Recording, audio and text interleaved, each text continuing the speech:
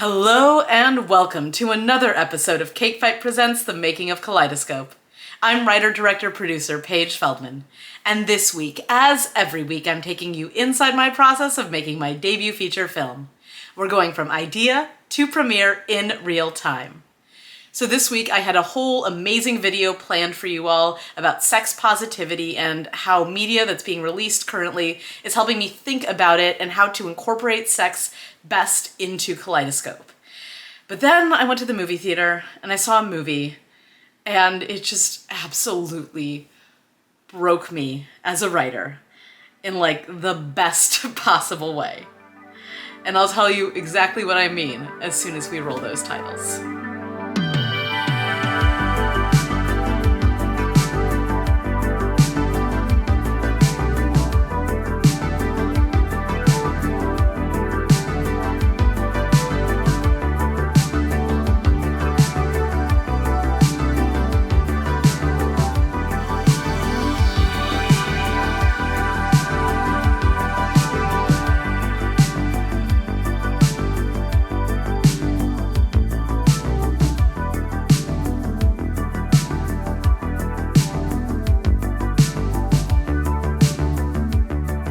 So if you're a writer or a filmmaker or a storyteller of any kind, I'm sure you're familiar with the feeling I'm about to describe.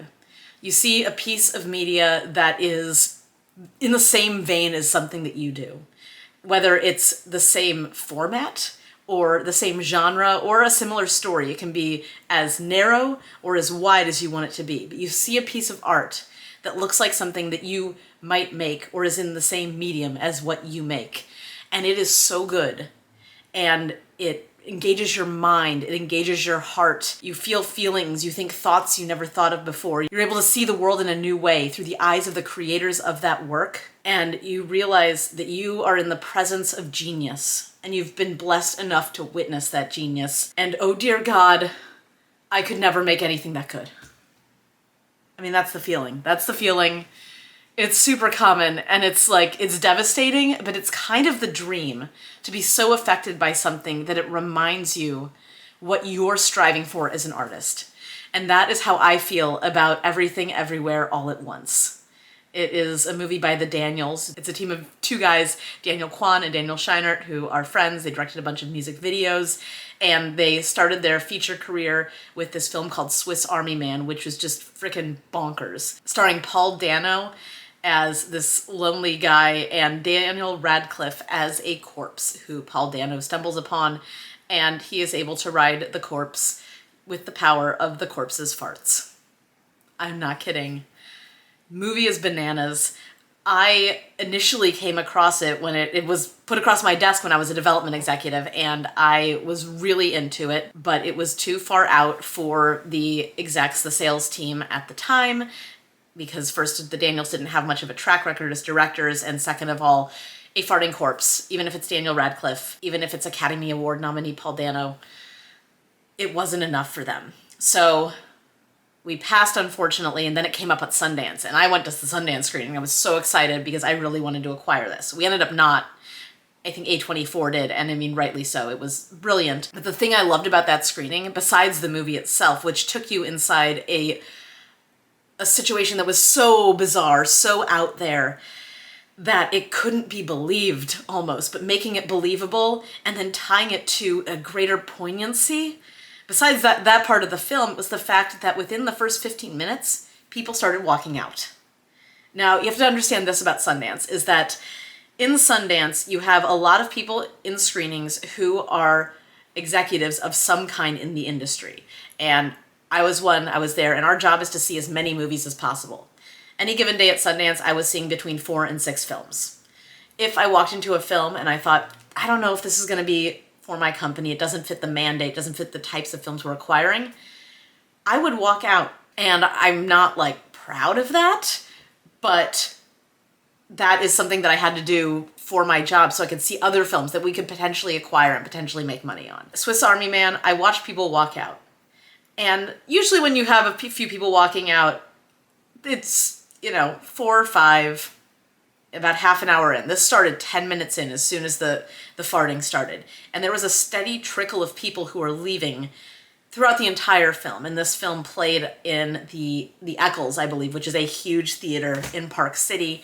And at the rate at which people were leaving, it could not have only been execs. I believe it was probably some filmmakers too, some people who were just locals and gotten tickets or just decided, hey, I'm gonna go to the Sundance Film Festival. And then at the end, those of us who were left, about 2/3 of the theater at that point, gave the film a standing ovation. I kind of loved that. I didn't love it for the Daniels, but I loved watching it because one thing that I know about art is that if it's polarizing, it means it's affecting people. Like, you have people who absolutely love it or people who absolutely hate it. It means it's making people feel something. Small tangent, I have a script called Definitely Not Anymore that I entered into the Nicholl Fellowship a few years ago. I didn't get past the first round, but I saw the reader comments. This is probably the greatest compliment I've ever gotten on a piece of writing, is that my reader spent 75% of her comments time complaining that my hero in this romantic comedy was really unlikable because of the way that he seemed like he wouldn't pick up his socks or clean up after himself or do his own laundry without being nagged. Now, there was none of that in this script. But this reader said that this character reminded her of somebody. The way they were phrasing this, it made it seem like this character reminded them of their ex-boyfriend, and they couldn't get past that. And so they rated the script low because the character I wrote reminded them too much of their ex-boyfriend. I mean, that was amazing. I didn't advance in the contest, but I clearly made somebody feel something. So the Daniels, Swiss Army Man, it made people feel things in Sundance. And so I knew I had to see Everything Everywhere All at Once when it came out. And so I went. And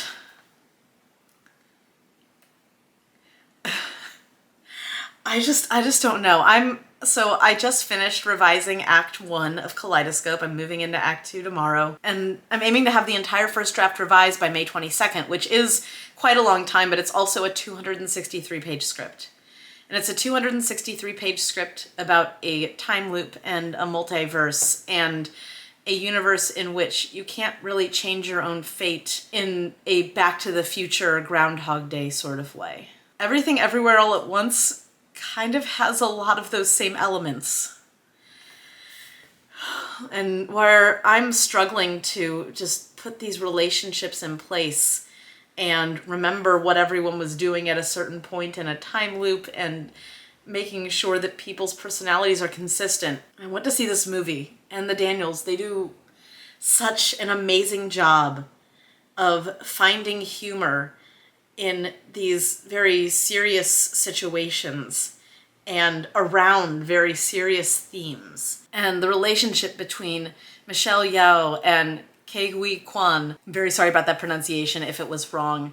If you'd like to correct me, please do so in the comments below. I will definitely make an edit if that was just laughable. But their relationship, it's beautiful. And there's a line in there about just doing laundry and taxes forever. And it's like, it just hit me. It was just one of the most romantic things I have heard in a movie recently. The movie is about Everything Everywhere All at Once, and it's about handling that, and it's about family and love. And the multiverse is just a vehicle to answer the question of, well, what if you weren't living your best life? And I think it answers it in a fairly optimistic way. The movie it touched my heart so much, and that's not something I say lightly. I actually think it's a super corny thing to say. But it touched my heart, and it gave me hope. It made me fall in love with filmmaking and storytelling.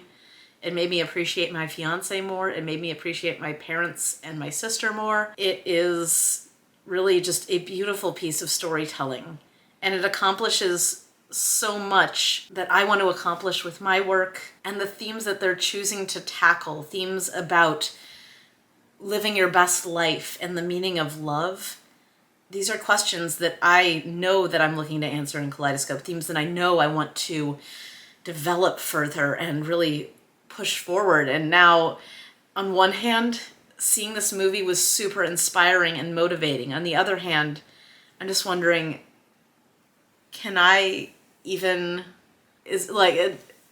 what am I doing? Can I do this? Can I do it as well as they can? And I know the difference is that I have a 263-page script that I finished at the beginning of this year, and they have a script that they started writing in 2016 in a fully produced film that has evolved along the way with the assistance of all of the cast and all of the crew and all of these voices that are pushing them to do their best work. So I know my work is going to get better, but sometimes you see something and it just makes you feel so small and also so determined to hopefully do half or a quarter of what that piece of art does. And that's how Everything Everywhere All at Once made me feel. I want to say one more thing about it, and that's the Daniels shared in a Twitter thread about how their entire special effects team was 7 people. And I mean, I'm in awe of it. But it's also super inspiring. If they can do these special effects, amazing special effects with 7 people and the help of YouTube videos, and I will link all of it in the description below so you can see it. I mean, the gist of it is that because they came from music videos, they have a lot of friends in the music video space who've had to DIY because music videos have such small budgets and can't afford a large VFX team. So if you want to do something kooky in a music video, which, I mean, music videos are such a visual medium, of course you do. You got to figure out how to do it yourself, and they did. And seeing an indie film with this amazing looking VFX, and knowing that I have a bit of a VFX challenge in Kaleidoscope because I have a whole kaleidoscope of butterflies to add to one scene and some butterflies throughout the film, I feel like there's a way forward with that. I thought that was going to be a huge roadblock for me, and I don't think it is anymore. I think with the help of YouTube and some amazing VFX artists, indie artists, or students, we can do it. So that's super inspiring to me, but this movie is amazing. It is soul-crushing and inspiring and intimidating as all hell. So go see it if you haven't. And if you have seen it like me, go see it again. I'm going to see it again, and I'm going to buy it on Blu-ray when it comes out because I need more of it in my life. My mind is just blown still by Everything Everywhere All at Once. And I hope that you will, in the comments, share your thoughts on it if you've seen it. Or share a movie or a TV show or a piece of art that you've seen that has made you feel both so small and so empowered to try to do something as amazing as it. Thanks, y'all. And I'll see you next week for another episode of The Making of Kaleidoscope.